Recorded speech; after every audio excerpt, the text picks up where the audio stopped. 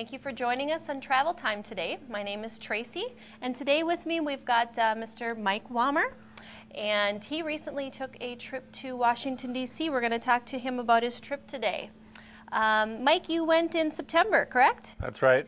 Okay, what's the weather like in September in D.C.? Well, we really hit it lucky because it was just beautiful. It was warm and sunny, but not real hot. It was in the high 70s, low 80s. And for Washington, D.C., it was a little unusual because there was hardly any humidity and there were breezes most every day. So unless you were out in the direct sun for a long time, it was very pleasant for touring around. Okay, good, good. Why did you pick D.C. to travel to? Well, we picked it because we had won the trip on the Fire and Ice a year ago, and you guys were kind enough to let us work out an alternate trip because we go to Southern California in the winter anyway. Sure. So we didn't use it all in San Diego, and we just decided we wanted to go to Washington because I was there a number of times in the 70s and 80s, but hadn't been there since '82, and there's a lot more things to see, and just decided that was a good place to go for a week and absolutely see some things. Good, good. And so for our viewers that haven't been to D.C. before, give us some of the highlights of what you saw then. Or well, some of the things we saw that we'd seen before, but I had never been out to Arlington, and that's truly a highlight to see the Tomb of the Unknowns and to see the Kennedy graves and stuff. And then we toured around most of the sites on the mall. I hadn't seen the World War II Memorial, and my father was in World War II, and that was a neat thing to see. The Korean is very very well done, and I hadn't even seen the Vietnam Wall because the last time I was there was '82, and in a way it's depressing, but in a way it's really interesting. Is the Holocaust Museum, and my wife had been there before, and she'd taught, a social studies teacher, she'd taught units on it, but I had never been there, and we must have spent 6 hours in the Holocaust Museum, and you could spend literally 2 or 3 days just like the Smithsonian's.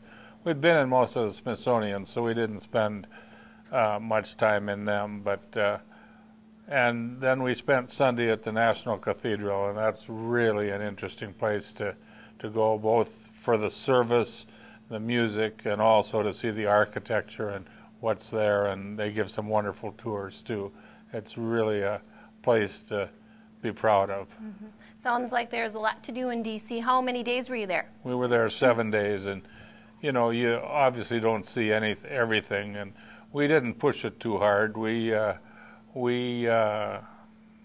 came back fairly early in the afternoon, or late in the afternoons, early evenings, and we didn't go as hard as maybe younger people or somebody that wanted to see more, but we'd both been there before, but it worked out really nice for us, and we really want to thank you guys for the facility we stayed at in Alexandria. It turned out to be just a really good choice. Oh, good. I was going to ask you about that. There's a lot of families that would like to travel to D.C. with kids, or people that aren't going to necessarily want to stay right near the Capitol and pay those high hotel rates per night. You stayed at a Best Western in Alexandria, and it turned out to be a good location. And tell me about that Best Western and the location. Well, the location was great because they had a shuttle to the metros, and the metros in D.C. are probably the best subways that I've seen in any city I've been in, both because they're efficient and they're clean. They have a rule you can't eat on them, and that's probably why they stay so nice and clean.